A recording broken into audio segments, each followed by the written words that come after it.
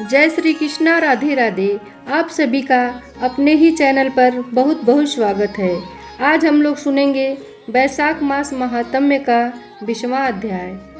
श्रुत कीर्ति कहने लगी कि मुनिवर, वैशाख धर्म के महात्म्य सुनते सुनते मेरी तृप्ति नहीं होती, क्योंकि भगवान विष्णु की कथा सुनकर किसके कान तृप्त होते हैं। मेरे पूर्व जन्म के पुण्य उदय हो गए हैं। मैं आपके मुँह से निकले अमृत रूपी वचनों को पान कर कृतकृत्य हो गया हूँ। मुझको मोक्ष आदि की भी इच्छा नहीं है। आप मुक्ति के दाता भगवान विष्णु को प्रसन्न करने वाले दिव्य धर्मों का उपदेश करते जाइए। इतनी वार्ता सुनकर श्रुतिदेव जी बोले कि राजन, पापों को नष्ट करने वाली मैं एक और कथा कहता हूँ। पंपा तीर पर शंख नाम वाला ब्राह्मण सिंह के बृहस्पति में गोदावरी के किनारे आया और भीमरथी के पार कांटे युक्त पहाड़ी वन में गया, जहाँ न जल था न मनुष्य। वह मध्याह्न के समय वृक्ष की छाया में बैठ गया।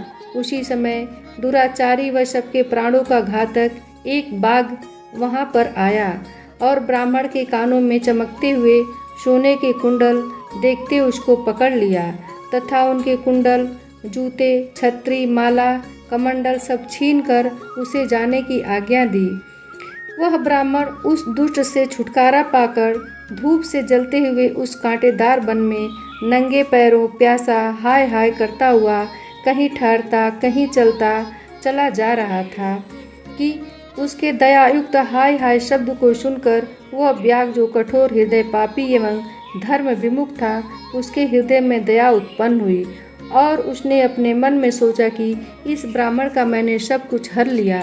यह तो मेरा कर्म ही था, लेकिन मैंने इसके नए जूते ले ही लिए, तो अब इसको अपने पुराने जूते क्यों न दे दूं, जिससे इस ब्राह्मण के पैरों की रक्षा हो जाए। फिर पुराने जूतों की आवश्यकता भी क्या है। ऐसा विचार कर उसने अपने पुराने जूते उस ब्राह्मण को दे दिए। उन जूतों को पहनकर वह ब्राह्मण अति सुखी हो उस व्याघ्र को आशीर्वाद देने लगा कि तुमने वैशाख मास में जूतों का दान किया है, अतः तुम्हारे पुण्य उदय हो गए हैं, क्योंकि ऐसे दान से भगवान हरि प्रसन्न हो जाते हैं। उस ब्राह्मण के इस प्रकार आशीर्वाद सुनकर व्याघ्र विस्मय से कहने लगा कि हे ब्राह्मण देवता, मैंने आपसे ली हुई वस्तु आपको लौटा दी है। इसमें आशीर्वाद की कौन सी बात है जो आपने वैशाख मास में हरि की प्रशंसा की। सो यह वैशाख और हरि कौन है तथा उनका क्या फल है।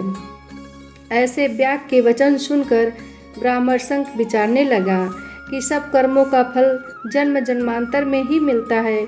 अतः ब्राह्मण बोला, हे व्याघ्र, तुमने मुझको पाप नाश करने वाले जूते दान किए हैं। इससे तेरे पूर्व जन्म के पुण्य उदय हो गए हैं। भगवान तुम पर प्रसन्न हैं।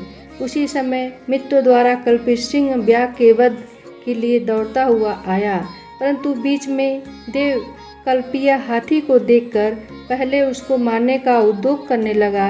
फिर उस वन में उस सिंह और हाथी का घोर संग्राम हुआ, जिससे वे दोनों थक कर गिर गए और एक दूसरे को देखने लगे। सब पापों के नाश करने वाली जो कथा मुनि ने व्याघ्र को सुनाई थी, वह उन्होंने भी सुनी, जिसके सुनने मात्र से ही उनके सब पाप नष्ट हो गए तथा पापों से मुक्त होने के कारण वह पशु योनि को त्याग दिव्य शरीर धारण कर दिव्य विमानों में बैठकर अप्सराओं से सेवित हाथ जोड़कर खड़े हो गए।